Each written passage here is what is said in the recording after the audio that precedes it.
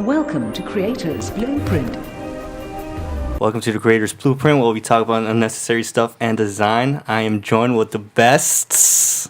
My name is Oscar. Robert here. And yours truly, Dennis. And today we are joined by the one and only Michael. I go by Harsimus. I'll get it close to the Oh mic. yeah, I gotta get closer. Lips on the mic, as Charlamagne. Lips on the. Hey, yo. Hey, yo. So, tell us about yourself, man. Yeah, my name is Michael Martinez. I am right now a freelance web developer. Mm-hmm. Been friends with a lot of people in this room for many years. Technically went to school with you guys Oh, man. for a little bit. Alumni, For yeah, same one alum. semester. Oh, You yeah. remember that? I forgot about that. Yeah, I did go to school with you guys. Mhm. I'm excited to be here. Also from the same town as both of these dudes, so I've known them for a while. Yeah. What's your where do you go to school? Like, where did you decide to go after, your adventures here in Hackensack? Yeah, so I ended up going to school in Chicago at Northwestern University. Big time, very white college, lots of rich kids. It was very, very different and very shocking coming from New Jersey, living here my whole life, and going out to Chicago. Or I guess technically Evanston, so the suburb or city like right above Chicago, right on the border. Yeah.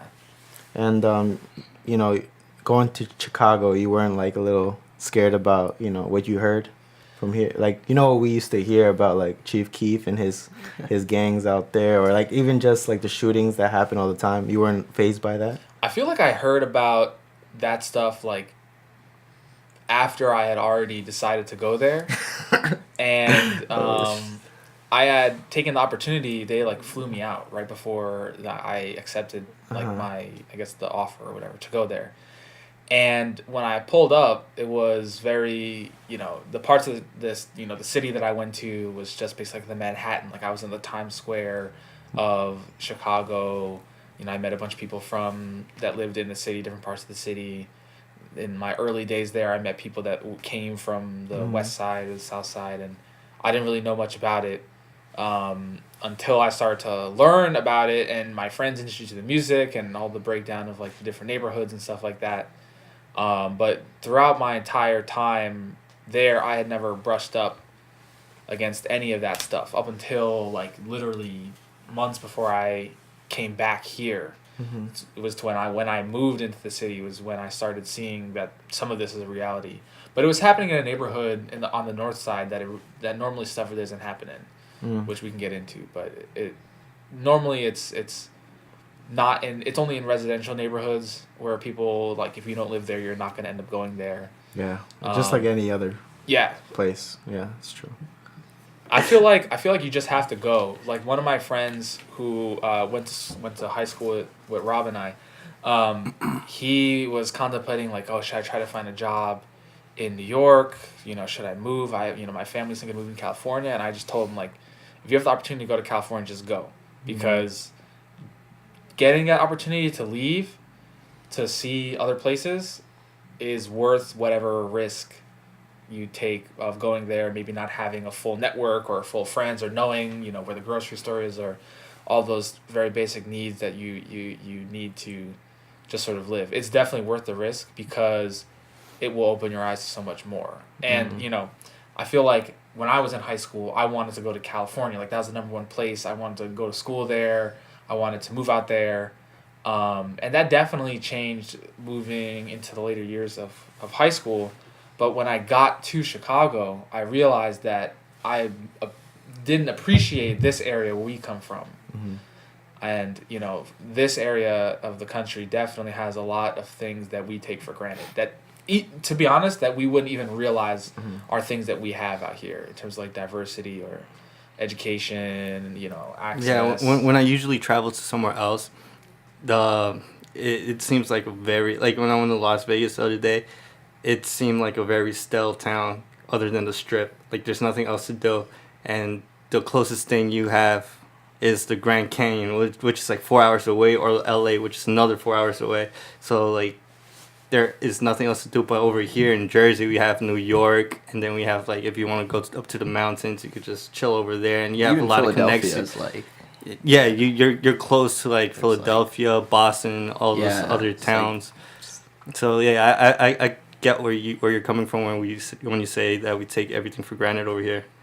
Like this is like Oh yeah, a totally. major melting pot. Super convenient, and like we're like kind of like one of the epicenters of the world for a lot of stuff like media and finance, stuff like that in New York City. So like growing up kind of like in New York City's shadow, like in the suburbs of New York City, I think we were kind of like put on a kind of like a unique direction, which is like what you started to mention, that you only start to see when you go to like other places that are not nearly as dense, and then it's always kind of like a bit of a culture shock.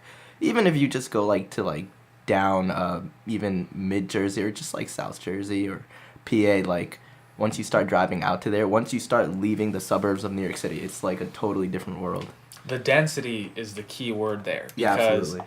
you leave the Northeast, and every state is like 7 times the size of New Jersey. Yeah. There's so much space. It's like, well, you People can are finally so breathe spread out there, you know? And Chicago's diverse. Chicago has lots of Latinos. They have Brazilians, Mexicans, Puerto Ricans, Colombians, multiple different African ethnicities living in there. There's so many people from East Africa, specifically in the Midwest, that it's it shocked me. I didn't know there's that many East Africans out there. But the thing is that everyone is so spread out. So, for example, I was running this sort of workshop showing this music application that we had built to teach kids how to code. And I'm with all these Latino kids from the north side of Chicago, where I ended up moving into after I finished school. And all of them were Mexican, right? And they're there, and then they see my name, and they're like, oh. They looked at my name, last name Martinez. They looked up at me.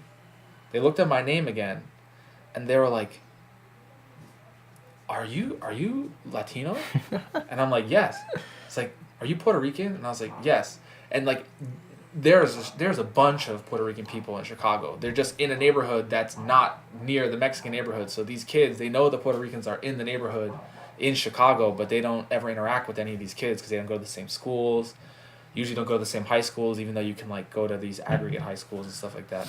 So, here, even though we do have neighborhoods, we have a couple K-towns, Hackensack is very, very Latino. Some of their towns are, more Polish, a bunch of stuff.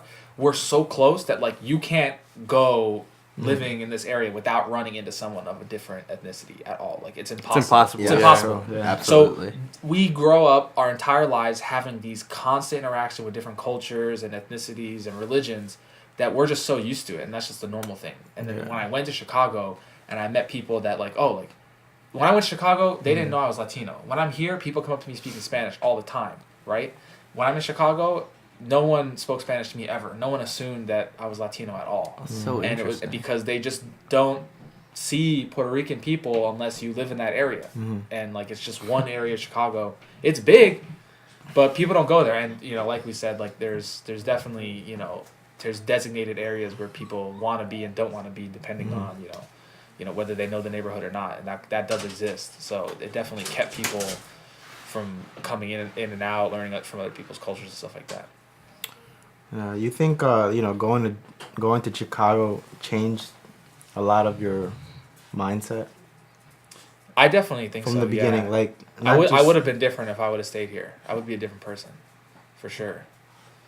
I mean, day one, I was kind of defending Jersey culture, our understanding of race relations to people who came from places where they experienced harsh racism.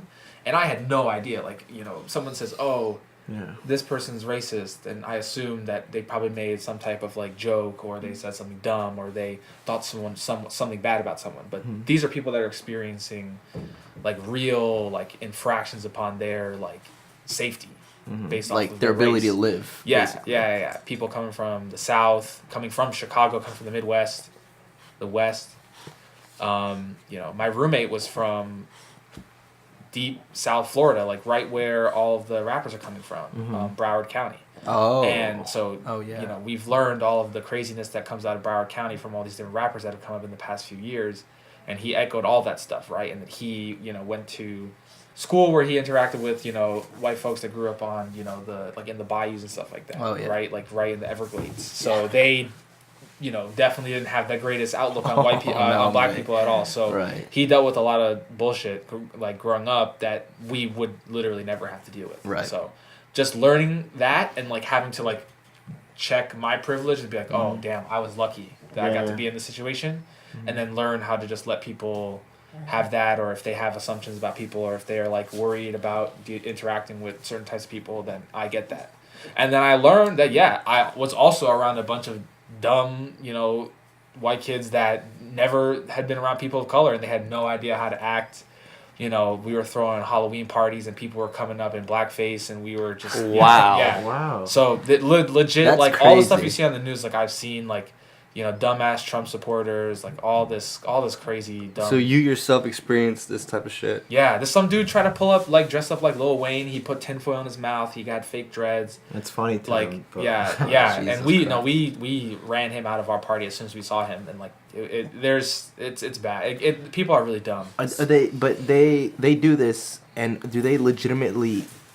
There's a fundamental misunderstanding or lack of understanding on their part of what's wrong with what they're doing. Like On multiple levels, yeah, it's definitely, you know, most of it is ignorance. I would say there's not a lot of like intent to make fun of someone. right. It's not necessarily out of explicit They malice, don't know. but not because That's the they bottom point. Yeah. because they don't know better. They don't know better. Any better. They don't know it's wrong. Like, They don't know it's look wrong. up to. I mean, any young college kid, any young like white college kid from the Midwest, their idols are chants and rap culture, and you know what they see on over there. on Instagram and what they see on Complex and all that type of stuff. Like that's what influences everyone's culture, first of all, right? But it's removed for them, especially if they come from like the suburbs in the Midwest. So they see that and they want to emulate it, and they don't know that it's bad to do that. And like a good example, this is more of a nuanced take, was that, you know, my early years, there was this sorority, and actually when I was at Montclair with you guys, they did the same thing, and I had a big problem with it, and I asked them a bunch of questions. They did this event. It's called a jail and bail. You heard of that? A what? A No, jail and bail. what's So the that? whole idea Jail is and that bail. you have these. It's usually sororities that do it, and sometimes they recruit like their frats that they're friends with, and you basically have people like dress up in the orange like prison jumpsuits, Okay. and you leave them trapped in some type of like makeshift like jail cell, like usually made of like I've pipes seen or this, stuff yeah, like yeah. that. Yeah, they did it right in front of the student Think- center. Yeah, I think. And basically, they make people donate money to bail them out of jail, and then they give that money to charity. okay. No. So it's supposed to be a charitable thing. Mm. But the thing is that it's like you're making fun and you're making light of like people that are actually in prison, and like how, you know, lots of people are incarcerated for bullshit. There is, right? I've watched an episode of another podcast, Sword and Scale, and they talked about the U.S. prison complex and just like the whole plethora of problems that is associated with it, like such as like mass incarcerations over like really just like crimes that like it's just totally unwarranted. They do not warrant the kind of sentences that they're being handed. And then there's a lot of kind of like shady business going on because what the state of prisons now is it like it's private, right? Well, Prisons are private? there's multiple different levels to it. Right, So right. You'll have states that run their own prisons, and then you have states that use their tax dollars to pay private prison companies to run prisons for Right. them. And then you have prisons that run on like a balance of it, where maybe you're privatizing the security or Yeah. something like that. And there's big money in sending people to prison. A few years ago, maybe like 2 years ago, I read this article. I wish I remember the publication, but it was about this refugee crisis that's happening in Southeast Asia, where people are, you know, similar to how the refugee crisis happened like with Cuba, and people were getting on rafts and going to Florida. Yeah. People were getting on makeshift boats and heading to Australia, you know, the closest country to that area that would be willing to take refugees. Yeah. But, you know, and Australia had a similar sort of policy that the United States has. Like, oh, if you get to our soil, like, we'll help you out. But what they ended up doing was that they were catching people in the water before they got to Australia. And since they didn't get to soil, they can't go through, or they're allowed to not put them through the refugee process. Yeah. And then they would ship them to this offshore prison that this private company was running, and that the Australian government was paying to basically just hold these people until they could send them back to their countries. So it's like their version of Guantanamo. Yeah, very similar. But the main thing was that Australia was paying so much money to just try to stop these refugees from coming to the country when it goes against their message for wanting people to come if they need to come, if they want to come. So that's so weird. It makes Why no would they do sense. that? Oh yeah, they're just like I mean, like, think about it, for example, right? United States right now, for our entire history, been like, yeah, we'll take you're broken, you're tired, you're hungry. Right. That's what we're But built then, upon. Currently there's a lot of people in the administration that don't want any immigrants, and they're doing whatever they can. They're willing to shut the government down for 3 months just to stop them from coming, even though it's a part of our ideals, creed or whatever our it is, makeup yeah. to be a country of immigrants, but they don't want the immigrants. So similar in that case. So they're willing to spend the money just to keep them out as Right. much as possible. But yet are they still trying to send or project an image that they are welcoming? Or That's what the article is they about. want It's about to- challenging that. Yeah. Right, I see. the article. The article that they were challenging, like, a lot of people were protesting the Australian government and saying, like, you're going against your ideals. Right. You're not representing the true Australia because you're paying these private prisons. You're taking our tax money that could be spent to help these people to keep them out. Yeah. So Right. yeah. How do you know a lot about this? Well, by the way? like, I would say that, I spent a good chunk of my, like, professional development time in Yeah. journalism. While I was in school, I was in a lab that was, like, focused on combining computer science and journalism and media and stuff. And then I got to do a couple internships at different publications, and I kind of got into the whole, like, news stuff, journalism, data. So for a while, I was under. Okay, so I just want to like recap your kind of like academic history. You started as mechanical engineering, is that right? Yeah, like yeah. all the way in the And beginning, then I hated right? chemistry. and Right. that's So what then you school. switched into computer science Yeah. directly after that. In high school. Oh, we did do engineering in high school. Right. So yeah, we started did, like, engineering IB in kind high of stuff. school, right? And then we graduated, and then so you went on to you started in mech, but then you switched to comp sci. But for a while, I thought you were either minoring at the very least or even majoring in journalism, because I did notice that you were doing a lot of like journalism related things. Mhm. So I thought I was under the impression that you had switched into journalism, but maybe like a more infographic or like web design, side to it. But I guess that would fall under the blanket of comp sci, or there's you're this- you're applying comp yeah. sci in a more creative way. Northwestern is, like, known for, like, maybe two things. One of those things is, like, making the drug Lyrica. I don't know if you heard of that. It's, like, a famous medicine that people use. They made that there. Do they have a farm school? They have a big, like, biomedical engineering sort Okay. of research facility Fair that enough. produced produced the chemicals that made the drug. Yeah. So they got big off that. And then also they're known for journalism. And maybe Right, and maybe right. music. Ah, yes. But journalism is their best school. What? How did you switch from mechanical to comp?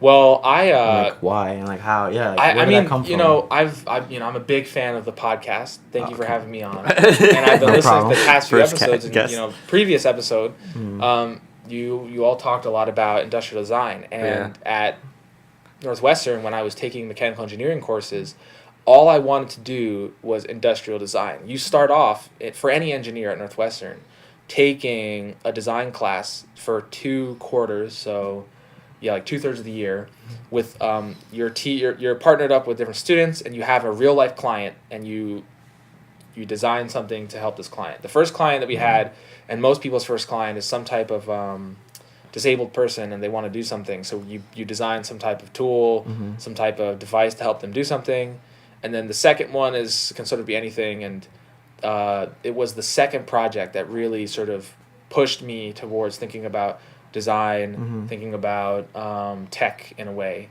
to where we were working with this civil engineering professor, as well as his partner, who was a civil engineer out in the private sector. and they both wanted this tool to be able to track the size of like a crack growing in a wall over time. Okay. So we built this this group of sensors that would test the amount of like space that would change over time. It would save it to a little SD card. And it was cool. I got to code a bit. I got to do some some designing of I 3D designed the case for it. I got to do some building of circuit boards and Arduino and stuff. So it was really that. I was like, okay, you know what? If I could do this with mechanical engineering, industrial design, or the term I guess mechatronics in this case, I'll try to do that. So then I looked at the curriculum. And I saw all the mechatronics courses, and I saw all the stuff I could do with design. I was like, all right, I can do that. But then I also have to take mad courses in chemistry and thermodynamics and all this stuff. And none of those courses interest me at all. Wait, all these courses were like, if you don't pass the final, you get an F. And I'm like, why do you have to take chemistry for that? Is it just the curriculum that you have to take chemistry, or is there a reason why you have to take chemistry? I guess with Mechie, it's the most broad engineering type of major. So definite chemistry is a basic requirement for all engineers, and then on top of that you had to take fluid mechanics and thermodynamics just to understand I guess how those a fluid based system could work, right? Or how heat works within a system. It could be any type of mechanical system, from a car to air conditioning, anything like that. Those are all things that mechanical engineers had worked on, and you need to know how that stuff works. I think it's interesting that you mentioned that, because I'm just thinking about architecture and to obviously civil engineering, which is closely linked to architecture. We're operating purely in the realm of statics, save for certain instances where we're creating dynamic architecture that could be I don't know if you're familiar with Diller's Video in Renfrew, the shed at Hudson Yards. It's this giant movable shell. It's an exterior that can become an interior. It can push out and house an interior space and then retract to make it exterior again. So that obviously involved engineering, rollers and supports for that. But usually you're going to be operating entirely in the realm of statics. You don't want to have to know dynamics for a building. You don't want it to move. So you want it, you're operating within the realm of statics. And then mechanical engineering is a lot of, like you just mentioned, the dynamics, and, you're entering the realm of, well, everything is moving and everything has to be able to function relative to all these other moving parts, and it forms an assemblage. So I just think it's kind of interesting. And how we came both from engineering in high school, it sounds like you kind of found your, at risk of sounding dramatic, but your creative self or your creative rebirth in college. Is that accurate to say? Or because so you started, and as far as I remember, most of the classes, if not all of them, that we took in BT were just math, science, STEM courses, right? Yeah. I didn't take a single art class or creative class in high school at all. And then when I went to Pratt, it was just a complete 180.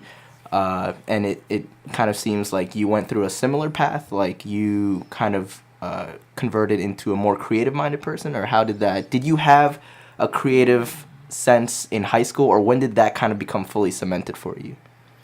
Yeah, I remember, when we were early on in our engineering curriculum in high school, the first thing we learned was Inventor and AutoCAD, and just being able to create 3D things, print them, mess with things like that. That was the funnest thing to me. So much so that, people in our class hated doing that stuff. I just ended up doing other people's assignments because I like to do them. Yeah, that was the exact same thing with me in high school. I had, I believe, AutoCAD. And I just fell in love with doing CAD. I find it like therapy until right now, I work on Rhino hours on end, and I just love to figure out how the surfaces work together, or how I could make this shape. And yeah, in high school I was doing the exact same thing. I would do other people's assignments if they gave me money, and I would just enjoy just rotating the object, trying to figure it out how to build it. Yeah, I agree. Crazy.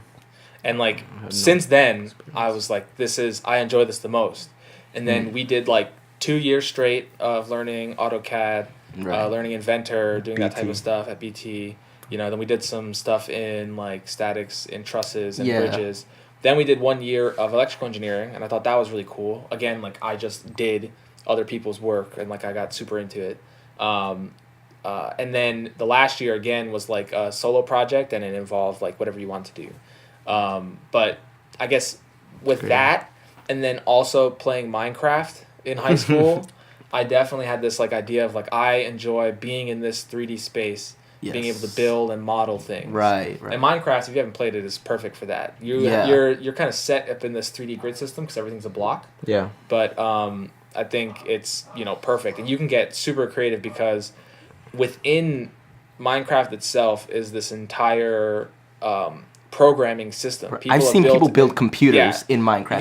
You can build a whole other computer inside of Minecraft, and What do you mean another computer? So the basis of like code is like ones and zeros, like binary, right? So there are these things that you can produce ones or zeros, and you can make wires in there to connect. In Minecraft, you could do that. Yeah, and you can do all the type of circuitry that we had in our electrical engineering course. Yeah. You can apply the same circuitry that you'd find in your computer inside Minecraft, and you can build not only buildings and stuff, but you can build buildings that can build other buildings. You can build everything. Minecraft within Minecraft. Theoretically within Minecraft, right? You can just build infinite iterations. Wait a minute. Maybe not that many. It'd be crazy to do it. That would be because look, I used to at least know about Minecraft a little bit, and like what I saw that game as was I would just be digging for like diamonds and golds and then making on Xbox, right? Yeah, and then you would make like a gold what's it called, axe? Yeah, and then you just and you just keep doing it, and then you just eventually would build your house. Was it about dying? I think there were zombies in the game, right? Yeah. But that's it. It was never like I feel the computer in my game. When someone showed me that you could do that, I was mind blown. I had no idea. That like, is. The game is like, it's kind of like they just throw you in there. You have no idea. Right. What to do. It's just like an open universe. But then you start to if you get more into it, and like if you like that part, I guess the goals would be, you like punch the tree to get the wood. You make a wood item to get the stone item, and then eventually you can get all the resources to build these things that are, calculators and computers and stuff. You can build those things, and you really make what you want out of it. And what I wanted to do was to build like really cool automated systems like that will do all this work for me and like work from an engineering standpoint. That's great. Did you guys see the videos on YouTube with Minecraft where they actually built a whole Disneyland to scale? Yeah. To scale? To scale. To scale. To scale. Someone built like the entire country of Denmark to scale. That's no ridiculous. way. No. Yeah. I have not seen that. And someone built my campus to scale in Minecraft. You know how much time you would have to build it to scale? Yeah. People are crazy. Do you even get paid? I mean, the YouTube videos might generate some revenue, but like monetize them. YouTube, Minecraft YouTubers are some of the most successful YouTubers on the whole platform. Really? Yeah, they have I've been noticed for the past that, 10 years. If you're trying to make money, you should make Minecraft videos. Maybe Fortnite now, but a few years ago it was Minecraft. You gotta be really good to make Fortnite videos. Yeah, with Minecraft you can just, Minecraft is like, you put a video out, you can make 1 million views on that, no problem. I'm not familiar with this, but maybe you are. Do you know like the meaning behind Minecraft? I was told by a friend like there's a very spiritual meaning behind it. You never. I don't know, and like at least in the credits is when that's exposed. You can end the game by, you have to find a portal to a different dimension and you have to kill a dragon, and that's how you end the game. And along the way, you could build a computer. At any point you want, you can build a computer. You don't have to build a computer to do that, but building the computer to like do a lot of stuff for you will allow you to be, you have better gear when you get to fight the dragon. So that's how you actually end the game. You have to go to. That's like the objective. Is there an objective? That technically could be an objective, but it is an open world. Right. Yeah. So you do whatever you want. There's no edge, right? There is an end, but it's so far that it would take you... Like, I spent 2 hours just going in one direction, and I definitely didn't get anywhere near It's the just, edge. Holy shit. There's a bottom, though. You can't go down all the way, and you can't go up all the way. What's it called? If you do go down all the way... You hit what, bedrock? Bedrock, yeah. Then you just glitch out of the game. You die. Really? You that's come so back interesting. So that's a creator's playground. So interesting. Yeah. For you, that would be awesome since you're an architect. Yeah, I mean, Minecraft seems like the most like idealized like three-dimensional diagrammatic universe that you can just kind of plug away at for like just indefinite amounts of time, like just for eternity. Is there like, so you're in the Minecraft world. You can run into other people, obviously, right? Yes, a Like server. People like make their own servers, so you can just yeah, start an instance of the game Right. and put it out on the internet, and then tell people join it, and then link, people like will link. join. Yeah, you can have send multiple a link. people on one server. Yeah, it's like Like, 60 something people at a time. 60 people, and you Yeah. can all just build away. Yeah, wherever Yeah. they want to. People have whole communities out there, like, and you have to like you can join these communities where they have very very very specific rules. You have to maybe even like they'll gate you behind paywalls depending on what you can do, because you can go to someone's world, Oh my god. and if you didn't pay, you can't break anything. way You deeper. can't build anything. It's deep. It's big. It's a Like big pay deal. real money. Yeah. Yeah. Wow. It's like paying taxes for that community, and That then is and then you're given a plot of crazy. land, and then you're given an area that you can go and explore and do whatever you want in. But you can't break other people's things, otherwise you'll get kicked out of the community. yeah. You know what's interesting? Like all these people that play Minecraft unintentionally are like designing, Yeah. and they don't even probably notice it. And like how we do it, like we use like let's say you use Rhino, SolidWorks, Rhino, and then what would be your software of? What's your go-to software of choice? My go-to software right now it's Sketch, because it's like a mixture of like doing graphic design and also UI specific stuff. But it's technical. You know, you have to be somewhat technical. Yeah, with that, yeah. right? Wait, what's Sketch? Sketch is it's like Illustrator but for UI UX design specifically. So they have like there's helpful stuff in there for that. Yeah. But like the point is that I was trying to get to is that, you know, we're all doing it, and like we're doing it with a meaning and with like With an intent. with a boundary of everything, right? But like everyone that's creating out there, it's like they're just doing it for fun, and like unintentionally everyone is really creating and designing, but they don't even know it, and it's just a game to them. When we hear like, you know, see, it's like just different lens of how like people probably don't interpret it as what they're doing is kind of similar to us.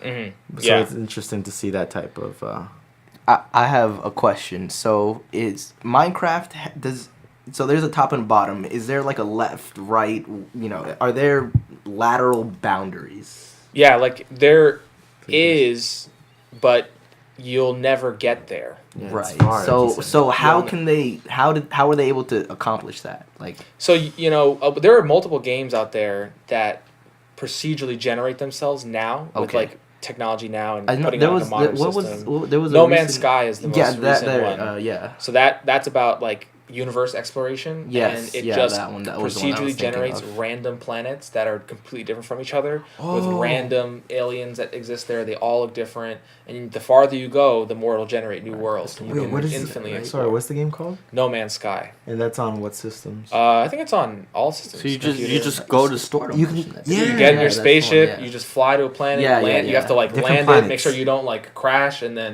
you Is can it explore. cross-platform? Yeah. I don't know about that. I don't think so. But like it's But they're actually putting like out a free update soon. It's like a big a one. It sounds like you fun. could pick from so many like planets to go to, right? Yeah. Yeah, I my God. remember when it came out, there was like an article that talked about how it would take I don't know how much amount of time to explore all of it, but if it's constantly generating more, then it's just indefinite. Never You're just Ongoing. you're limited Yeah. based off of memory. Right, And like yeah. what Minecraft does is that it makes an instance, and like that's basically the size, and it has bounds on how much memory it can output, right? So like if you made a computer in Minecraft, like that will cause it some memory to run. Just like if you ran like 50 programs on your Mac, it's gonna take up a lot of Yeah. memory. So Minecraft just sets a really, really big boundary, and then as you travel through it, it loads things in and out for Yeah, what's I see. necessary.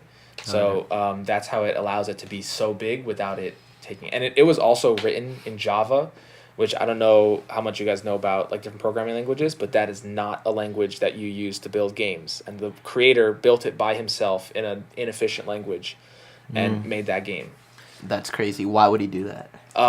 Because he's crazy, and he's also news has come out that he's also like racist and homophobic and Oh, transphobic and jeez. stuff. That kind But- of sours Oh it. boy. Yeah, we yeah. just talked about God this for damn so it. long. Yeah. But wait. But the God game damn. is the game has been taken off his hands for years now, and it's like it is its own separate thing. What's crazy is that like he owned all of the rights to it. So he didn't have a publisher, he didn't go through any companies. So when it was selling, he made He all was of making that guap. He's like This one guy of the sounds- richest people on the planet just because This guy he owned sounds the game. insane. Yeah. Like, that's crazy. Compared to like how the times are now, you know, Minecraft at that time was super big, and now the craze is with Fortnite. Like comparing, I guess, how they were made, is there like a huge difference, like their engines that they've been, you know, Yeah, using? Minecraft was made horribly in terms of like programming. Because it was made by pretty much one dude, and the only language I think he knew at the time was Java, which is the language that is used to make Android phones, like that. But the whole software behind Android phones That's is why made on Java. That's why they're bad. And That's I mean, Java's cool. Uh-huh. It's taught at Montclair. It's the main language that they use there. Really? I'm not a big fan of it, but it's a good language. It's very good. But the main Oh, yeah, programming language for games is C#, so C with like the hashtag symbol afterwards. And okay. right now it seems like Fortnite is made by Epic Games, which is the same company that made the Unreal Engine. Yeah, I've heard of And that. The Unreal A lot. Engine is like the main engine that pretty much everything is like. All the fighting games I play are pretty much made on that engine. Mortal Kombat? The newer one? I think Mortal Kombat maybe made on that. I know Street Fighter, Tekken, Guilty Gear, a bunch of different fighting games Uh-huh. are made on that engine, Yeah. and it's kind of become the industry standard at this point. You think Unreal Engine, like for like someone that just YouTubes something, can pick it up quicker as opposed to making a game on Java?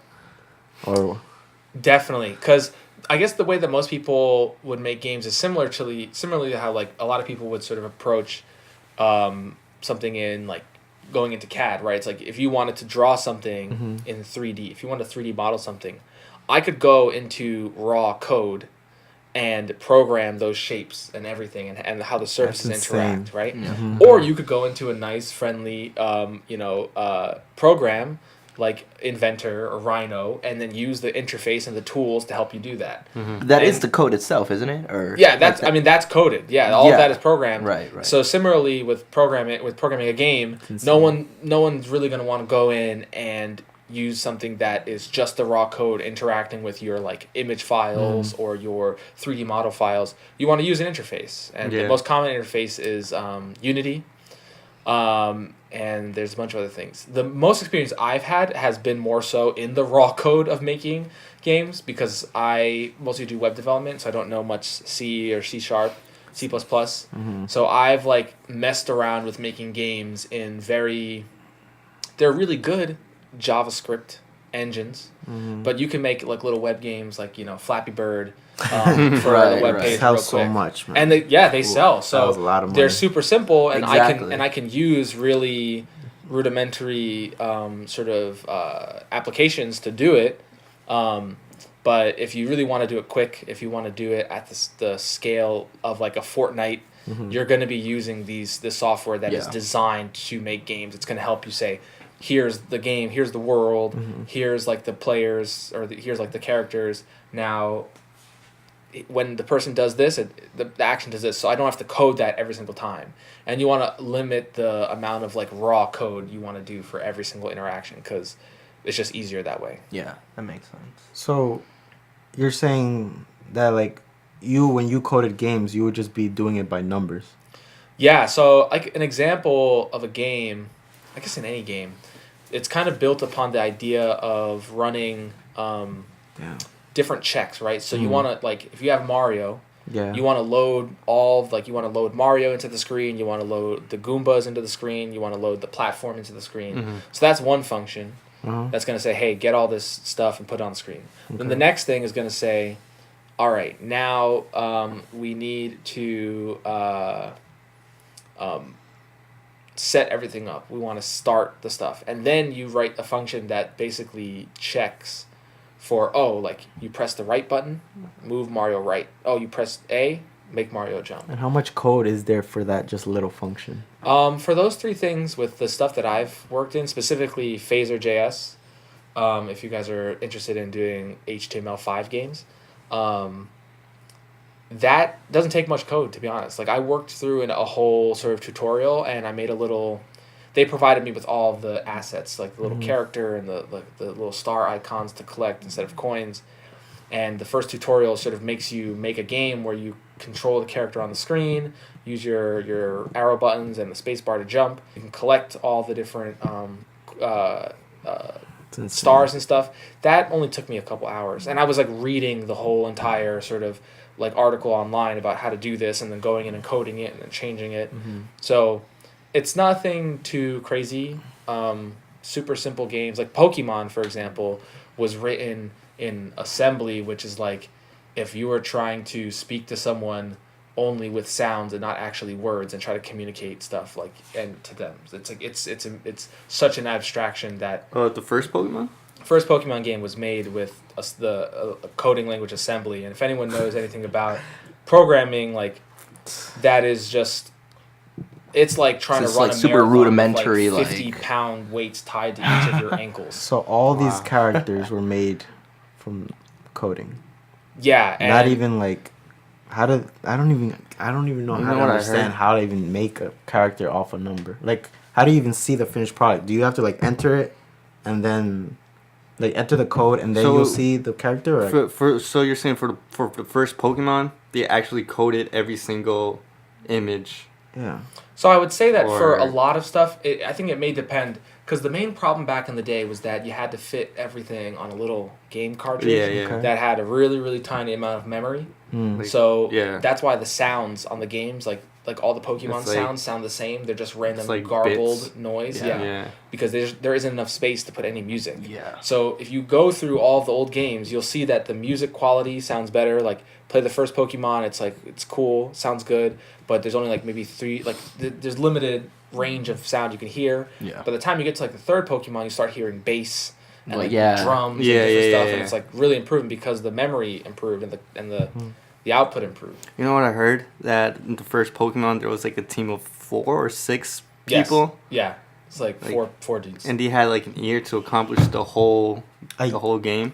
Japan's different, man. That's Like we talk about working a lot here and stuff like no, that. they work like 12 hours Yeah. more, and it's like And like the thing is 15-hour like shifts. if let's say if we were all working at a company, right, and we were like it's coming around 7 o'clock at night, we're all pulling over like late shifts already, right, and Rob wants to leave.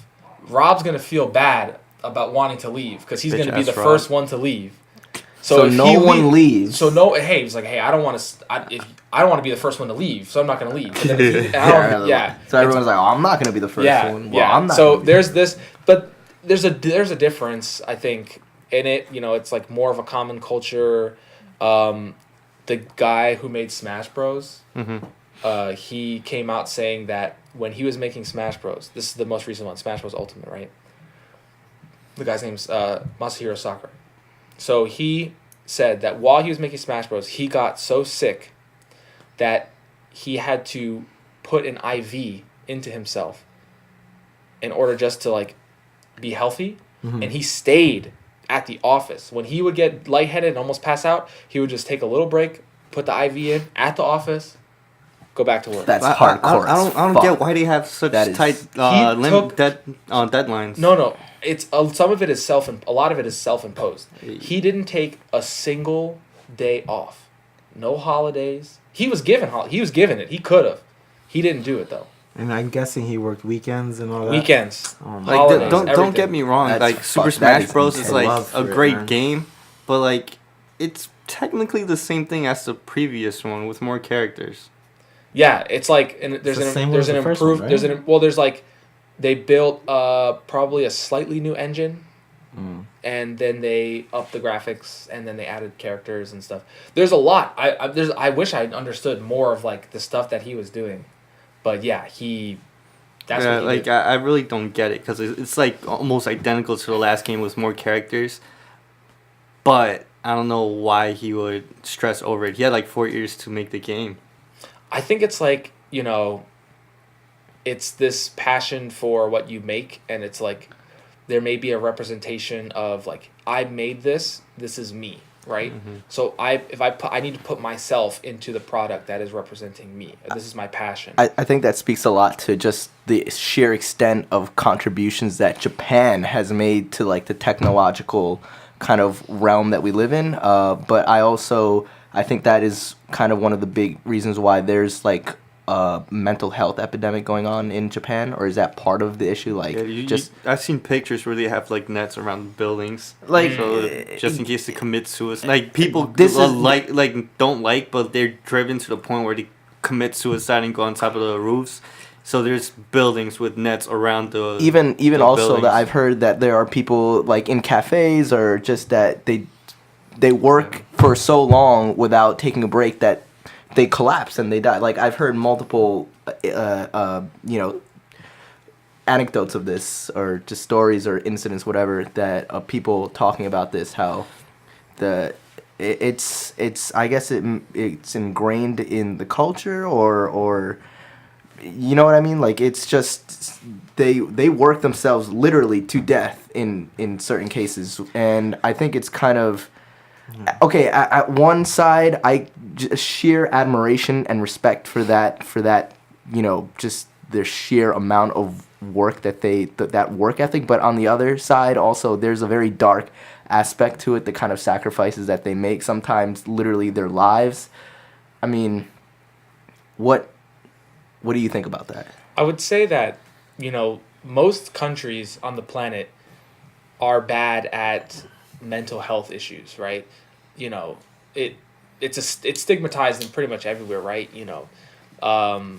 There's a lot of shared sentiment amongst, especially like people of color in the United States, that, like our families, like if you told them that you were depressed, they'd be like, you're just sad, just get over it. Like, I don't know why you're saying you're depressed. Like, For sure. Yeah, like people don't, like, I don't know. Yeah. Like, I can't even tell you what the word for depression is in Spanish, right? Like, but it's unless you want to translate. That's a crazy thing, because I didn't even know what anxiety was until like 2 years ago. Mm-hmm. I didn't know what anxiety was. My parents never spoke to me about it, and then I looked it up. Like, why am I, like, for presentations, I'm like, why am I nervous every time I present or do something in front of a group of people? Looked up like the symptoms, like my heart starts racing, and I just like get loss of breath, and then I learned what anxiety was. I'm like, oh shit, that's exactly what I have. Yeah. But yeah, I was never even taught what that was. So enough people don't talk about it, or we're not kind of. I don't know. It's still, like you said, it's stigmatized. It's still seen as you can't talk about this, or you shouldn't talk about that. Or it's not real. Yeah. Right. Which and is I think, also Japan, very detrimental to people who do suffer from it. It's a big one. Japan, like every country has problems with it. Japan probably has unique issues that face it, as opposed to like I spoke about with being guilted into wanting to stay, even though you don't want to stay, but it would look bad upon you. Right. And if you leave, so that type of guilt is more unique to the United States, to where like if you leave the office when it comes 5:00, no one's gonna think any less of you, right? Right. If you come in late in the morning, maybe someone will think less of you, but that's just because we're a 9 to 5 country, right? Right.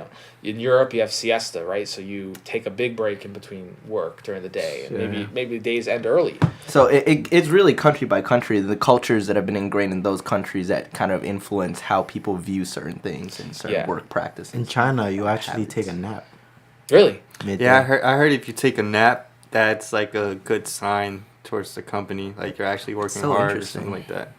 Yeah, like really when I went interesting. over to China for like manufacturing for shoes, there's actually a room dedicated to taking naps. Oh, That Yeah. is I so love cool. that. I feel Take like an 8-hour nap. some companies out here are doing that too. That's cool. I'm hoping that it That'd be becomes cool. more acceptable. Oh, See, God, what's I interesting would to so me, take that. Seriously. I am in this whole code world. Mm-hmm. I've mostly done programming for news publications.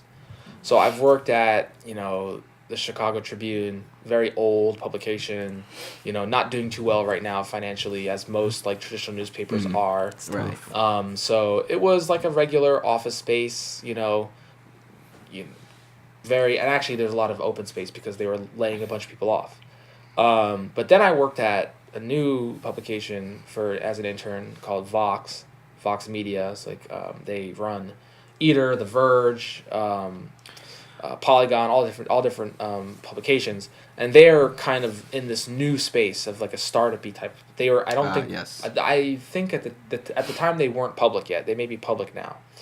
So they kind of had this tech culture vibe to it, to where, you know, I get to go in the morning. They've got a fully stocked kitchen. Nice. You know, free food. You know, like coffee always on. A bunch of like lounge areas. And you know, to be honest, that culture is good, but it kind of promotes this idea of like, you know, you can come in earlier. I came in early. I was like, screw eating breakfast at my house. I'm gonna eat free breakfast at work. So I came in an hour early every day. It incentivizes you to get there and work more, be more productive. I think. Then, you know, you go. I've been to the Facebook office in New York City a lot of times, and you know, they have got a full stocked cafeteria there with chefs that are making like you know, Puerto Rican food on Like some days, full like good Chinese food, food. Yeah, yes. good healthy food, vegan options. And you don't gotta leave work. You Like, never, you legit never they have do to that, leave. yeah, Oh my God. in order to retain you. But Yeah. it's like, So we yeah, have the- I'm we- gonna fucking stay here. We of have the course. culture. We have a similar culture, Okay. I think, in Shit. tech, and even in business too. Like I had some friends that have worked at like as consultants and as investment bankers, and they're legit staying like all day. And if you stay past like 7 o'clock, the company has like, you know, Lincoln Town Car drivers Yes, that will just take yeah, you home. yeah, Wherever yeah. you want to go, they'll just drive you there. Yeah, Right, and like that's all paid there. They've got a bunch Right, of like it's all by that them, perks. yeah. So we have the culture of this like work all day, give your life to the company, but it's not really talked about. It's kind of like encouraged. It's like promoted, here, like, why don't you stay? all right? these subtle amenities that Yeah. incentivize you to stay there. Yeah. Yo, you know what grinds my gears? This is way out of topic, but you know what grinds my gears? What? That I feel like designers are like the ghost riders of everything in the world. They're like the backbone, but yet we get paid like shit compared to these guys that work on Excel. These accountants, these marketing guys. How do you guys feel about that? Accountants really get that much bread? Bruh, they make like 70 They make- starting off. Commission. It's like kind of like commission, right? It's like they work. You mean on your just writing account. off the orders? Well, stuff like I mean, that? like if you think of like a tax broker, if you sell or not tax broker, a stockbroker, you like if you sell a stock, you make money off that. It's like in Wolf of Wall Street. That's Yeah. how they made all that money.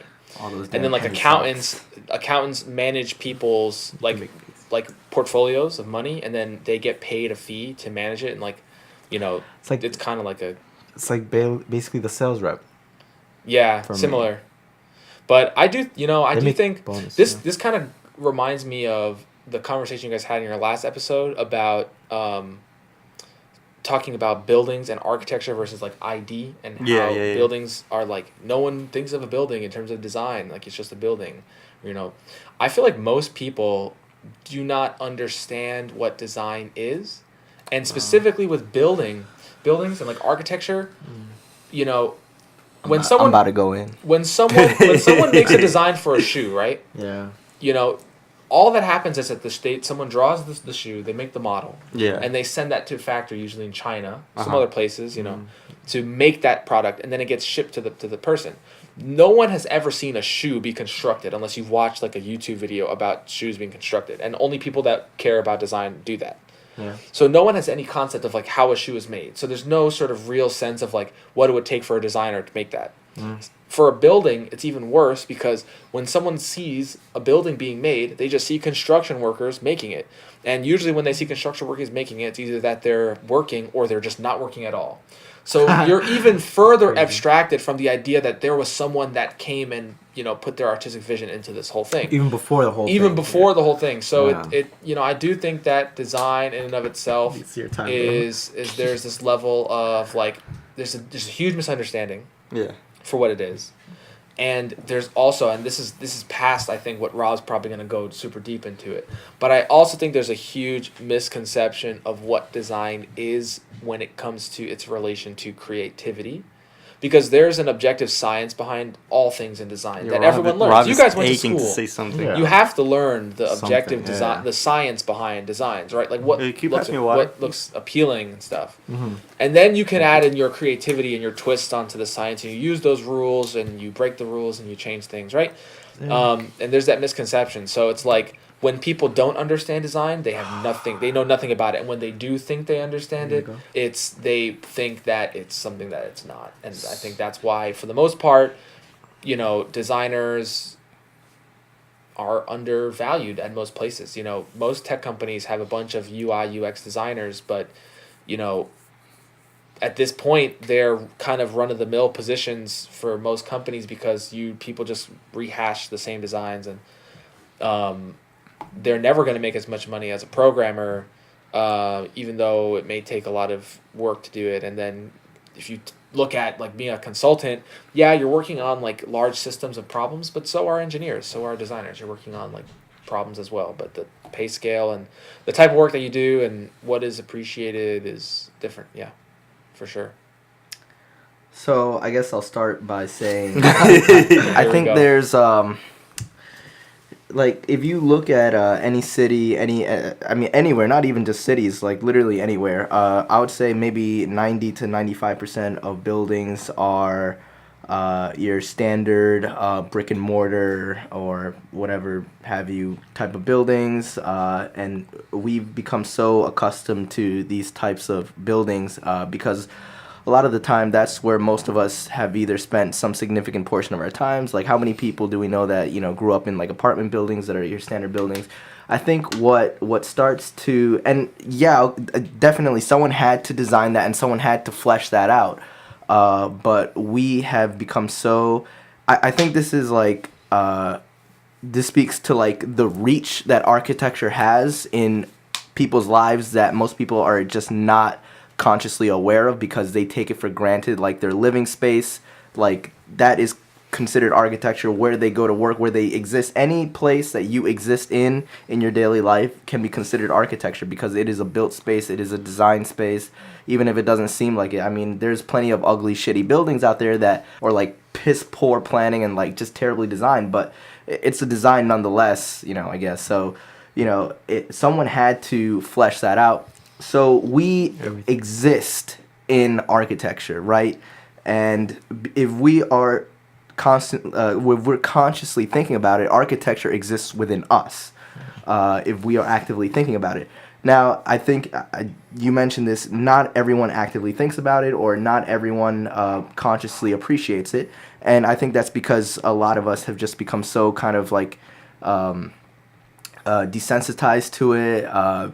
Most of the time you go around, you don't really think much of the space that you're in, from kind of like an urban fabric perspective, or how certain neighborhoods kind of coexist with others, either positively or negatively. These things that usually people who are thinking of these things are either activists, social advocates, or within the design realm, right? Because we're usually the ones that think about these things and talk about these things. I've seen a lot of people, though, that might talk about those things, but not from an active. It's kind of hard to explain, but for example, people that live in a certain kind of neighborhood might talk about the way that their neighborhood exists, right? The fabric of their neighborhood. They're talking about the urban qualities of their neighborhood, but they don't have a background in architecture. They don't have a background in planning, but they can still speak on the subject because they exist within the subject, right? So I think that's what makes architecture kind of a very egalitarian, kind of like a very emancipated kind of. Everybody has access to discuss architecture because they exist within it. Now, in terms of just kind of to loop back with what I said, 90 to 95% of buildings are your kind of standard run-of-the-mill buildings, but then you'll see these very fancy kind of commissions that are kind of designed by big-name architects, like the projects down at Hudson Yards, or maybe the Oculus at the World Trade Center, which was designed by a structural engineer. These buildings are kind of like the kind of poster childs for architecture, if someone thinks about, architecture design, they're not going to think about the, brick and mortar, public housing developments uptown in the Bronx, even though that's kind of like that is like a major part of it. They're going to think about the kind of star-spangled designs that the so-called starchitects build. So I think that there's a disconnect between kind of this high-end luxurious architecture whose primary role is for spectacle, right? And then a kind of more socially conscious architecture whose primary purpose is to offer people something, right? Like living conditions, So I guess, where am I going with this? You lost me. I'm right there with you, Rob, and I think we spoke about how me going to Chicago changed like my perspective, right? And my perspective on both of those 2 points, both the architecture for art, for spectacle, yes, versus the architecture for practicality, for right, utility. Both of those things changed. Let's talk about the practical side first, right? So I went to Northwestern. I lived in a dorm that was really old, very standard dorm, nothing fancy about it, right? And it was in this sorority. It was basically in the sorority quad, and it was all these like limestone buildings that were built a long time ago. But next door to that, and this is where the best dining hall was this building called Plex, and it was designed by someone that designed prisons.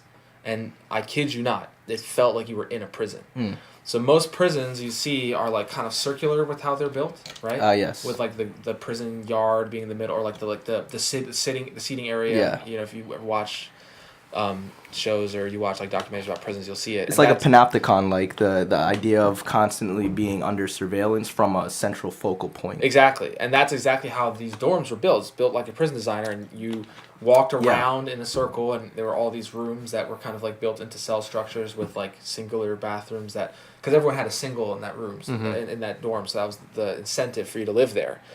And the people's perspective of that building and living there, it messed with them because it felt like it was a prison. I think what's interesting about that is the psychological effects that our built spaces can have on people, which I think speaks on just the ingrainment of architecture in people's lives and just overall psyche. Like a lot of dorm buildings that even they share the same basic material palette as a lot of prisons. You have your concrete masonry block walls, bare floors. It's very much like prison, both in planning and just aesthetically. And that, absolutely, that messes with your mind, especially when you're like a stressed out college student and you're just constantly surrounded by these bare, concrete block walls, and everything seems so cold and sterile. It is not. It's true. Yeah, it's funny that you mentioned that, because in MSU there's also a building like that where the court is in the middle. Dunkin' Donuts. Is it Blanton or Bone? No, Blanton.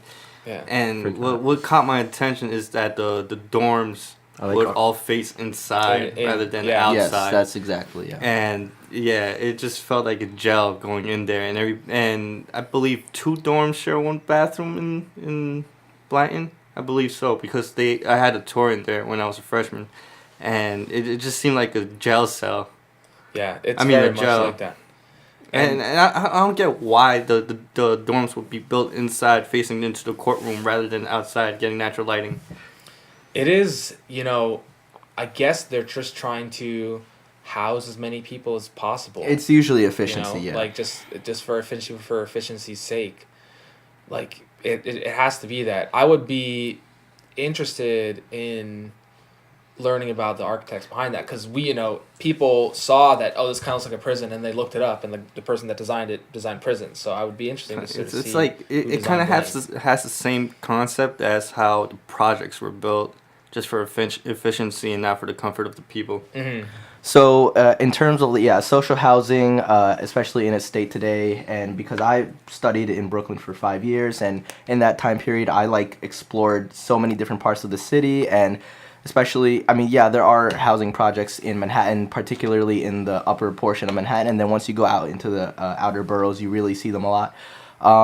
So social housing projects, or colloquially, whatever, known as the projects, right? These social housing developments are Oh, shit. kind of relics of 20th century modern architecture, right? When architects were beginning to ask, because okay, so going from the 19th to the 20th century, the advent of the Industrial Revolution, right? Increasing global population and increasing movement towards cities, right? People were moving into cities. Suddenly they became super dense, and then architects had to grapple with the question, okay, how are we going to house all these new influxes of people that are coming into big urban areas? So one of the solutions was to build up and increase density of housing, right? So you know, what was your typical row house, townhouse layout gave way to these 10, 20-story apartment blocks, the projects, and that was a pretty efficient way of kind of housing a lot of people in tight spaces. One of the most famous modern architects of the 20th century, Le Corbusier, he did this a lot, and he dubbed it the towers in the park, right? So if you go to any of these social housing projects in New York City, you'll see that it's basically several brick buildings kind of jutting out of a large plot of like green space, if you can call it that. A little park in the between. Yeah, exactly. Especially So Washington Heights. yeah, oh yeah, totally. And also the Queensbridge house is right off of Queensboro Bridge. Those I think are a pretty good example. I think that's the largest housing development project in New York City. I'm not sure, but yeah. So those buildings are all kind of just these kind of island just floating in a sea of trees. One of the big problems, though, right now that's facing the projects is that those green spaces are really not functional. You don't see people going out there and having picnics, or you generally stay off that lawn and it's kind of fenced off and just fall into disrepair, and that just doesn't help the image of the buildings at all. And the buildings are a whole separate issue. A lot of the properties are just in a perpetual state of disrepair and neglect and deferred maintenance.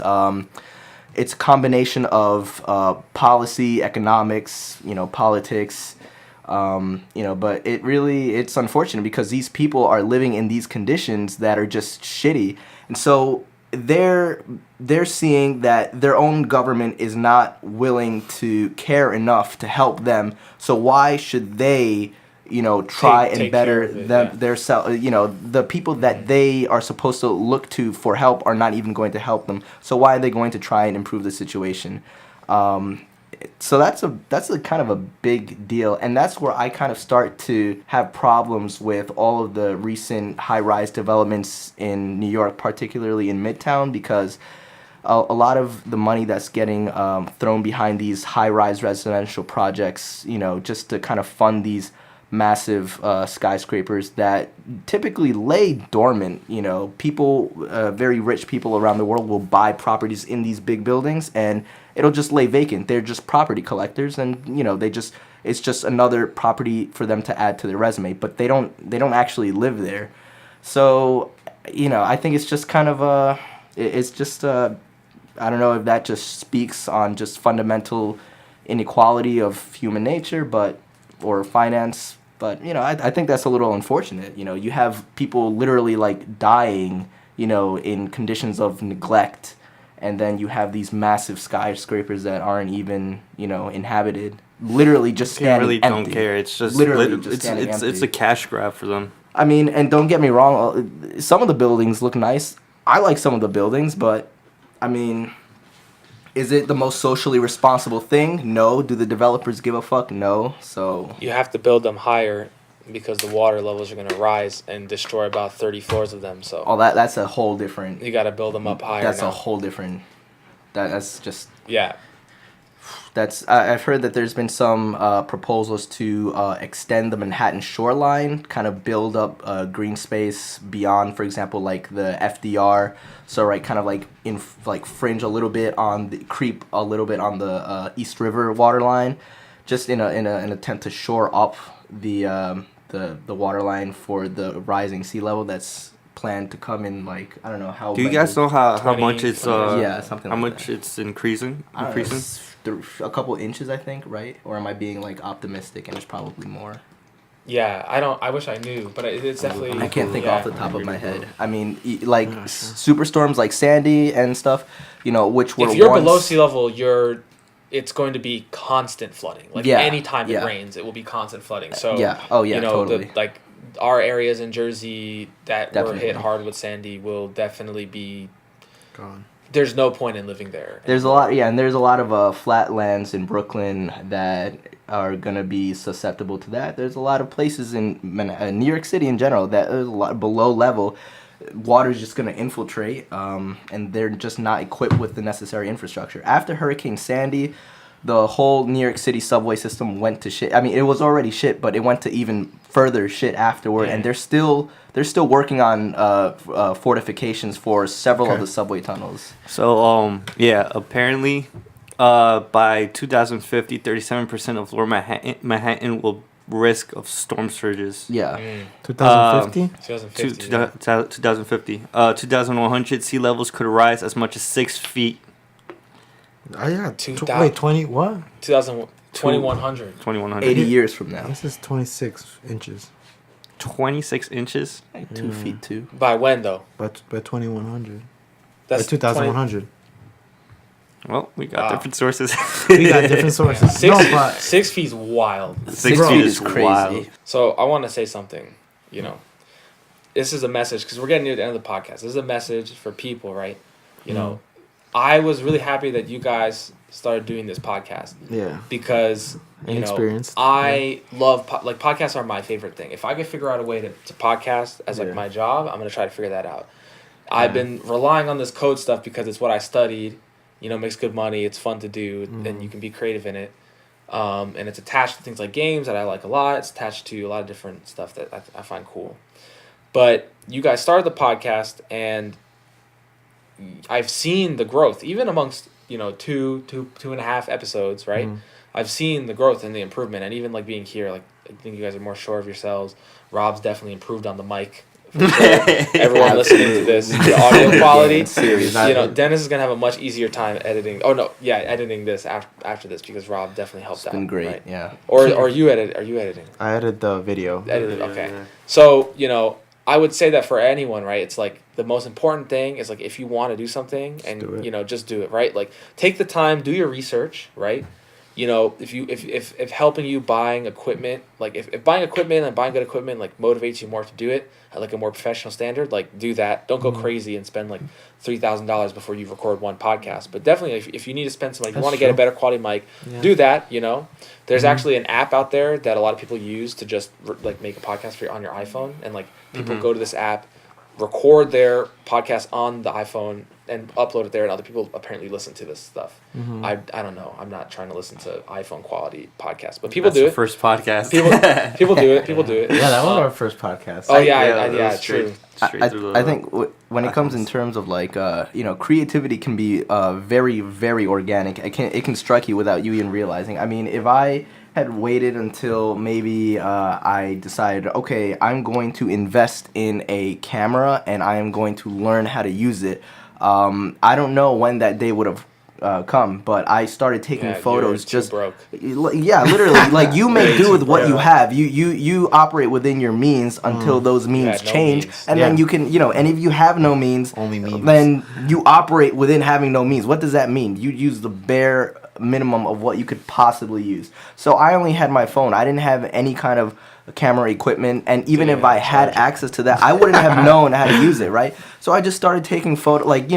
I loved exploring the city, especially at night. That was my thing. That was my kind Shout out of episode creative. 1. That was my creative. Just a little recap. That was my creative escape from architecture, but it was still within the realm of creativity, in my opinion, because I was still, while I was walking, I was still kind of either consciously or subconsciously kind of analyzing and examining the urban fabrics of the places that I would explore, right? So that eventually manifested itself into me documenting that process through my phone, right? So that was before I even actively said to myself, okay, I want to put these photos somewhere, or I want to kind of create something, that's worth sharing. I mean, I took so many photos that I never even thought of sharing on social media, and then I started thinking more seriously about it. Okay, I want to, and then I started Foul Matter, and then I started posting pictures. They were super, and you'll go back. A lot of my very first shots are still there.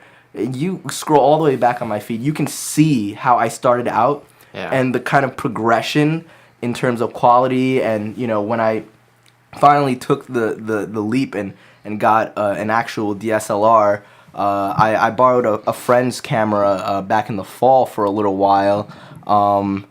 Shout out to episode that's how one. I did it, and he's sitting right next to me. That's kind of messed up. So that's kind of where I took that creative leap, right? And then it's just been going from there. And that was in October. We're in April. I don't know how many months. I think it's 8 all months about that one creative leap, right. honestly. And that it's kind of exponential. It will just drive you further and further forward. You just gotta be consistent on what you do. And that's what we're trying to do here in the podcast. And I believe there's that theory of how you put 10,000 hours into something to master it, and there's no way that if you were to put anything near that, you would be the same as when you started. So as long as like Michael was saying, or what Dennis was saying, you got to be consistent. You got to really like what you're doing and really try to improve every single time. And after a while, whether you see it or not, others will see that you have been, improving. Just like Robert compared his photography. Many would probably say otherwise, but, to him, it's fine. It's definitely increased from the first iPhone. He was just on his iPhone, using Visco. Oscar's and now, iPhone, iPhone. He didn't even have an iPhone at the time. But, he would use Visco. And, that was, a program that many photographers, photographers meaning people that are on IG that post, people that have cameras on the phone. It's a casual but they would use Visco, and Visco had pre-filtered selections where you used it. And now Robert is on here on Nikon, right? For example, when it comes to you kind of there's steps, there's levels to it. You go from iPhone to camera, right? You go from Visco to Lightroom to and Photoshop. Not knocking Visco and not knocking iPhone quality photos. You could take amazing photos with iPhones, and you can make amazing edits with Visco. And I'm not arguing that at all. Let me check my privilege with this, because I went to a very rich person's school that had access to a lot of good stuff. And I would say the most formative thing, screw my computer science degree, right? The most formative thing that I learned from school was the charting my own path and using the resources available to me as full as possible. Yeah. So I used the school to gain funding for organizations to throw things we used to do freestyle rap battles. No, I will not freestyle because I've lost all my ability. I used to be decent. I used to be decent. I used to be pretty good. I lost all my ability to do that because I have not practiced. And then I moved on to me and my friend Bomani. We started a radio show on the college radio station that had this super professional, full functioning radio station where it's debated house music started at Northwestern. Some people say that. House music. Yeah, some of the first DJs were two computer science students at Northwestern that were DJing disco and stuff and making edits to music and then DJing it on the radio station there. It's debated amongst it's debated amongst college because house started in Chicago. And it's debated amongst the Chicago house historians. Do you know historians. if they pursue the career, or do you just? Oh, he's still a DJ. Yeah, I met him. Oh, what's one of the guys. He retired after college and stuff like that, but he still DJs every now and then.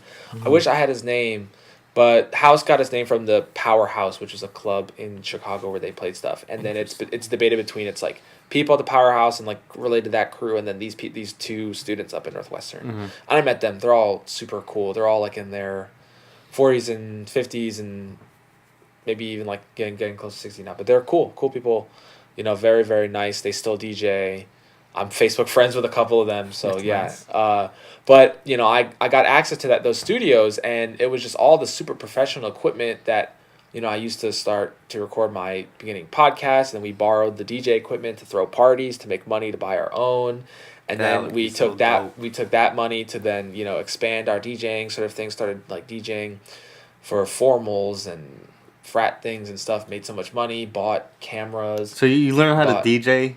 I want to get into this topic, but I don't know if we have enough time. But Well, you know, we'll see. We can like always, you know, cut stuff and stuff like that. But go ahead. Did you actually learn how to DJ in school? Yeah.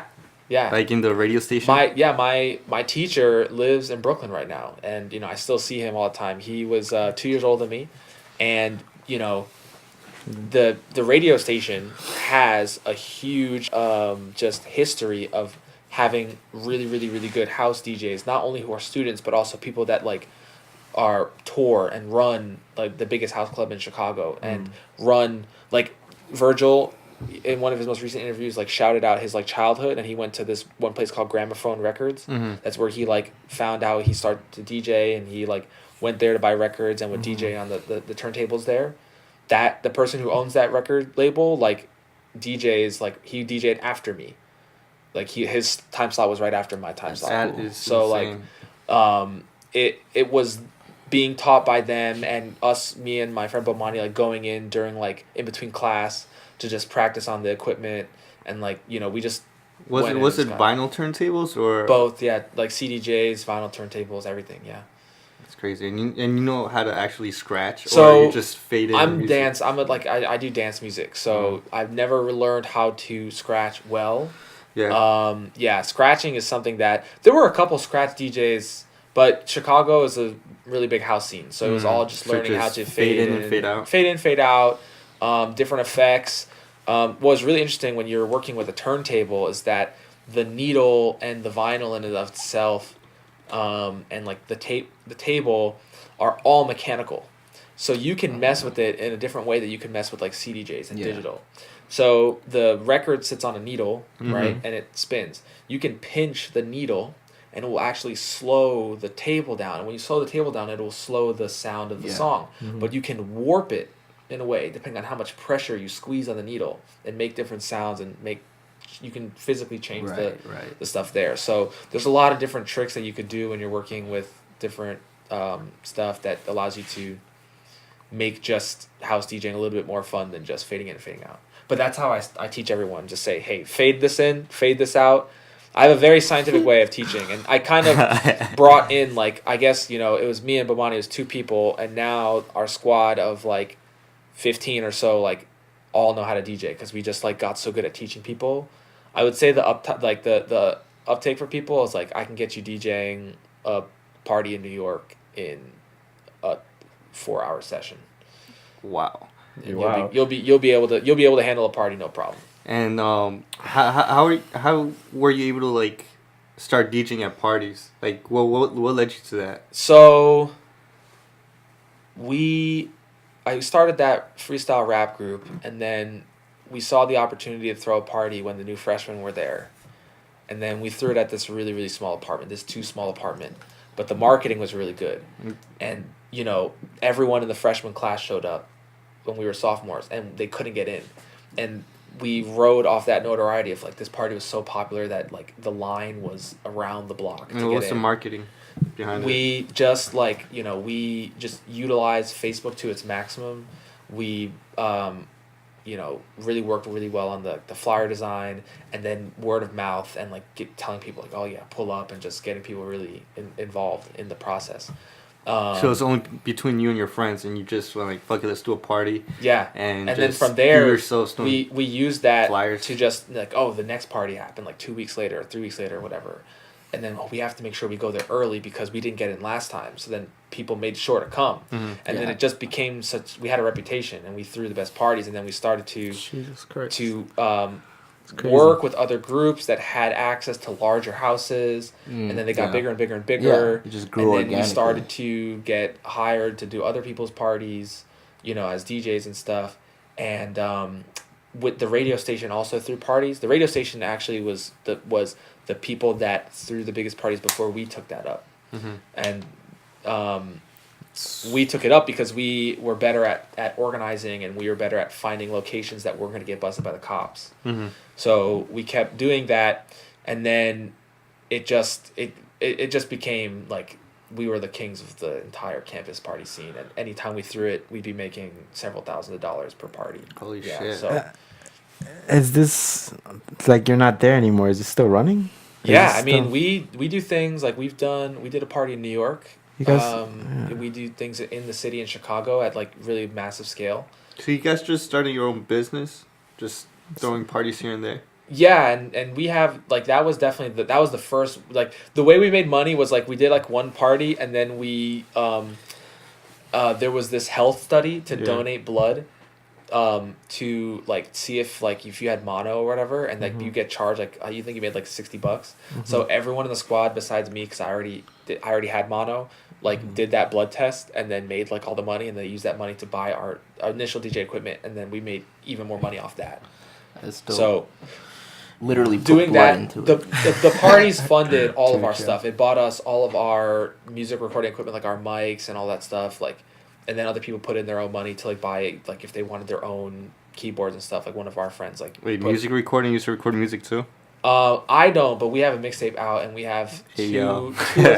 or three albums coming out this year. Coming out? It's still going on? Yeah. Holy shit. So look, Man of many talents over Man here. of Me, many- I haven't. My claim to fame with the music side is that the current mixtape we have out, I took the picture for the cover, so that's it, and that was on iPhone. I took There it on you go. iPhone. See, Shout you out can to take Robbie great Rock. shots. Yeah. Origins right there. Yeah. Shout out to That's- Pal Matter. That's how it goes, That's how you start. You could still get great shots on iPhones. Yeah, Oscar? I was gonna say, Take it wherever did you you want. guys decide to make this an actual business though? Yeah. from From the jump, it was like we were throwing parties because it was a way to make money for our group, because the original group, the freestyle rap group called Dojo, it was, we wanted to make money to then throw bigger events and maybe like bring in like rappers and stuff to join in our events and like give talks and stuff. That was like the initial goal. It was very like academic almost. And then when we moved into Dial Up, which was the radio show that then turned into this big conglomerate group, and we've done so many different things. Right. Then the goal for the parties became like, let's get our name out, let's make money off this stuff, and then turn this money into the things we want to do. It bought us this mic and all of our podcasting equipment. It bought us like all the money to like throw our stuff up on web servers. It bought us music recording equipment, So these parties actually films, multiple fun. films, multiple videos. So- videos. Wow, I'm kind of impressed because like the fact that you guys just started throwing parties which fund multiple sources, like film, mixtapes, podcasting. That's like insane. That's the big thing about going to school with a lot of people, and a lot of people that have money. If you can throw, we were charging $5 per person at the door, and we were It's cheap. averaging, like it's cheap enough. And then it's like, Northwestern was a campus that like you had frat parties, but they were ass. They were horrible. The DJs were bad. And we, I'm pretty sure we raised the standard of parties, because before it was like you go to the party and someone's got a aux cord and they're playing shitty music off the aux cord, right? They're playing the Killers, like, I love the Killers, but that's not just gonna make your party lit, Yours right? was- And then we had full actual DJs, big speakers, lights. We had multiple people like running the bar. We had people running like security and the running up and down the street, making sure cops weren't coming, and like relaying back like to like lower the music.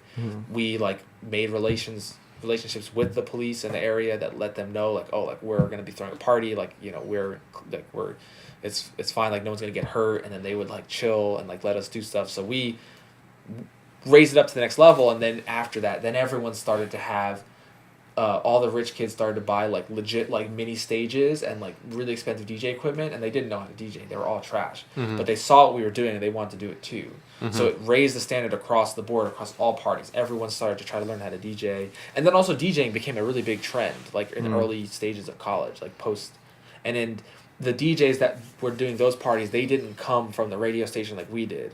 Where the radio station's goal was like we were not allowed to play any music that was popular. Yeah. Like it had to be underground, it had to be experimental because the goal was for us to showcase music that no one had ever heard of.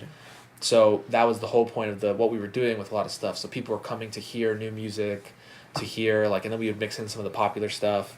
Also, our parties were everyone in the group is pretty much like a person of color. All my friends were like Black, Latino, Asian.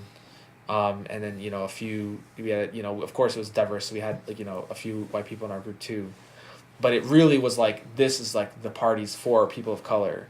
So without like those parties, it was just like white frat parties, and all like the Black community, the Latino community didn't feel comfortable with going to those parties. So no matter what, we had a solid squad of people coming, at least just within like all the like the POC. And then just the notoriety blew up when we, all the frat people started to love us, and it was impossible for us. Anytime we threw a party, we were making 2-3K. Oh, we want to shoot a music video. Let's throw a party. Oh, we want to. Right, it's like a fundraiser. Yeah, it's real easy. And now that you're like out of college, what's the, I guess, are the rest of your members like, are they still in school or? Everyone's gonna finish up school come June. And then they'll be free of the clutches of the educational system. And I think, people are doing things on the side. People have jobs. Like I'm working 2 different sort of gigs right now in programming, like freelance. But the goal is to, take this and make it be our job. Make it, make all the money that we need.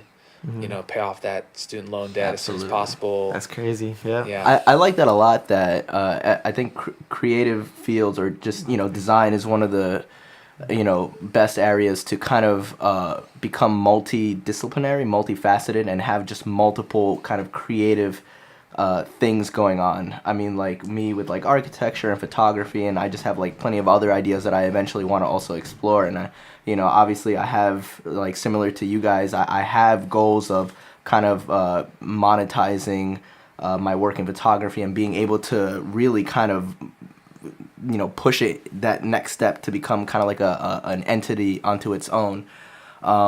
So I think it's just really, I love the idea of kind of having multiple, outlets, sides. Like, you go to school and you study one particular thing, and then most people get a job in that one particular thing. But I just love the ability to kind of take what you learn, but also apply it in just multiple different, ways. I think that's like great. I love that shit. You need to have, especially if you're anything in media, you need to have 4 or 5 different revenue lanes in order to work. Totally. Now, like, if you make music, you have to make music, you have to put the videos out, right? You have to have merch, you have to have people to buy into the brand in its full capacity. If and it's kind of weird because back then you would have multiple people working for that under you. Now it's looking like the artist himself is doing the whole thing. They know how to use Illustrator, they know how to promote themselves, they know how to do a bunch of branches of the business. But I think a lot of people outside of design will kind of look at that, it kind of with like a puzzled look, like, why are you doing so much? Or they might even take pity and be like, oh, it's unfortunate that you have to do so much to keep yourself afloat. But I personally, I can't imagine myself doing like one single thing. I just can't. Yeah, me too. I get bored. Like I have a fundamental desire to branch out into multiple things, and some people might say, oh, you're spreading yourself too thin, or you're doing too much. But like, I want to be doing too much. I'd rather be doing too much than too little. Not at work though. But okay. Anyway, no, I'm saying okay. I mean, I wouldn't want to be doing too much at work. But what, you want to say something? I was gonna say we've been going at it for an hour and 35 Bro, minutes. and there is so much more that we could talk Yeah, about. we could keep on going on Seriously. forever. No, another 30 minutes. But I think we're gonna wrap it up for now. Do you want to say anything for the closing? Yeah, I'd say, thank you for having me on. It's an honor. our to be the pleasure to first have you guest. here. It's our honor to have you The here. first guest. When this podcast blows up, I know that you people in the future out there have scrolled up all the way up to the top of the feed, and Yeah. you saw this first guest episode. Hopefully it was good. Hopefully I did my part. Episode 3. Yeah. Do you want to plug anything We got Yeah, a couple viewers. Yeah. to our Um, 30 viewers? So all the stuff that I mentioned with like the parties and my group, it's under this group called Dial Up. If you go to dialupstuff.com, you'll see all the stuff there. We have a couple mixtapes coming out, short film coming out. I have to go back and shoot some reshoots for that. Yeah. I play this crazy guy in that film, and I have to go back in the beginning of May to do some reshoots. That film should be out June time. And yeah, in terms of, for me, right, like you can follow me at Harsimus. That's HARSIMUS. On Twitter at Harsimus Jones, on Instagram. I'm gonna be doing stuff. I've got random ideas. It's awesome. I don't know exactly what yet, but you'll see things once I get rid of these 2 clients and finish up work here. I'll have a lot more time and some fun. We're gonna include links in the Yeah, description links. below. Oh Always yeah, wanted to say that. I'll be, if anyone plays any type of fighting game, you can find me on PSN. Definitely down for sets. I'll be competing. This weekend I'll probably be on stream and I'll lose. So do You're not on watch stream? that. I might be on the stream. There's always a chance. I was on the stream last tournament I went What, to. Twitch? And I won one. I won one set and then I lost the other one. I was on the Okay. stream and I lost. Yeah, Well, it was bad. Creators Blueprint will probably tune in. We'll see. Yeah. Yeah. I'll come back when I have more stuff. Of Well- course, we would love to have you back. Hell yeah. I'm assuming we're gonna have you back. I would like to say, man, it's been an honor to have you up here. As me and my 2 other fellow friends, we're just starting up this podcast, and you've been one of them other friends that have been, rooting for us and also watching and, giving us advice. So we'll be here to, continue, and it'll be an honor to have you back eventually, and Thank we'll you. wish you the best in your future endeavors. Definitely. We're looking forward to watching your Yeah. growth and, you watching our growth and just kind of growing together and, seeing what's out there for us. So All right, guys. So stay warm, no to drugs, and stay golden. Peace. Peace out. Peace.